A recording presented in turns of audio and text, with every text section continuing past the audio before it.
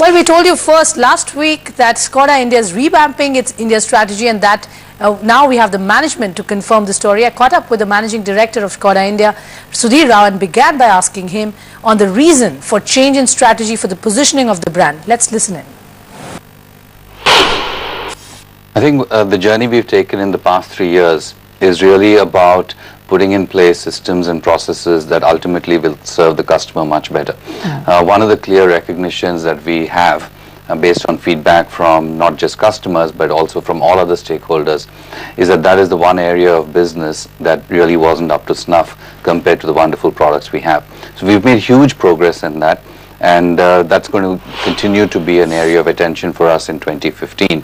And I'd like to think that by the end of 2015 we really should have come out of that problem area that we've been beset with. Sure. When you talk about this, the approach on your strategy and the way people should perceive your brand, what's going to change there? Because we understand that this whole perception about how Skoda is in India needs to be rejigged.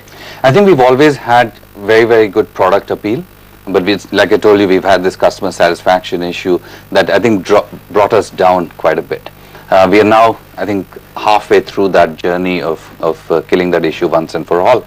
So we want to go back to the original space that we occupied, which is value luxury. So that's what we have successfully done with the Superb facelift and the Octavia so far, and we'll continue to do that.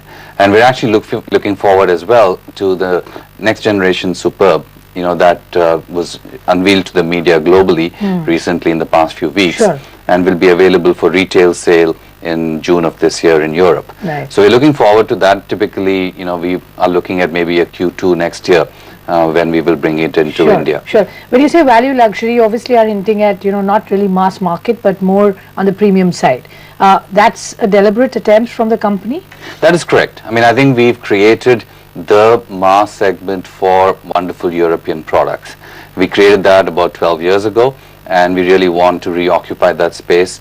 And so we are very clear about that. If you look back at our history of the last 18 months, Swati, we've been very consistent with the Octavia and the Superb in terms of its pricing, in terms of the strategy behind who the customers we are going after, and we've been very successsul with that. Sure. So we'll continue that. You've rehauled the entire, management, if I may say, as far as the top level goes. What's the, change there that we'll see, and what really are you bringing in when you bring in new people? Yeah, what we're basically doing is it's partly regeneration of talent. It's partly a different direction. So we've created a much greater culture of teamwork, of efficiency, of leanness, and really working together internally extremely well, and also working together with dealers much better in order to serve the end customer, in a far superior fashion. So the internal employee engagement indices that we have seen have actually gone up despite some difficult operational measures we've taken, in each of the last 2 years. So we're about 5 points better on a scale of 0 to 100 in our employee engagement index than we were 3 years ago. Sure. So it's a part of the restructuring. It's part of restructuring, it's part of cultural renewal, it's part of focus on, efficiency, lean, and just a better place for employees to work in. I would like to talk about the financial health of the company, and I know, not great numbers there. Even on the volume front, we are seeing, about 1,000 odd on an average. When do we see good numbers or good volumes coming in? Also on your financial health, if you could show and throw some light. Sure. We basically are very happy with this 15,500 roughly that we achieved last year. We may grow by about 10% this year. That is the range that we're looking at. Point number one. Point number two is from a financial perspective, 2015 calendar year was the best we've had. Not just financially, but on multiple operational parameters in 5 years. So we're, very well placed. But you've cut down costs, and we've done a lot of measures internally. We've made the organization leaner from a people perspective. We've completely stopped discounts on Superb and Octavia, for example. We've become a lot more efficient in the way we go about business processes, and we've also attacked problems much faster.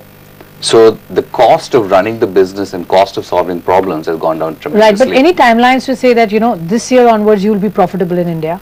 We don't, discuss our financial performance publicly, as you know. But being internally, if you have multinational, set out privately held. something next 5 years, 6 years, I mean, how long Yeah. will it take you to become profitable in India? I'd like to say that in 3 to 4 years, we should turn the corner and be profitable on an operational basis as well. I don't believe it's too ambitious a goal. I think we're on our journey to That's that. right. And we've got some wonderful product plans in the medium and long term that will help us get there. I want to get your comments quickly on the product plans, as you mentioned. New Fabia, is it on the radar anytime soon? We are working on it. We definitely want to come back into that segment. I'd like to say with very high level of confidence that we will be back in that segment in the medium to long term. So let's put that, say, in the next 3 to 5 years, we will be back in that segment. But for now, the focus is on the premium segment. That is correct. All right, that was the management of Skoda India talking about the way ahead. Well, staying with the news from the auto sector, with the government introducing a new subsidy on e-vehicles, we caught up with Sudhir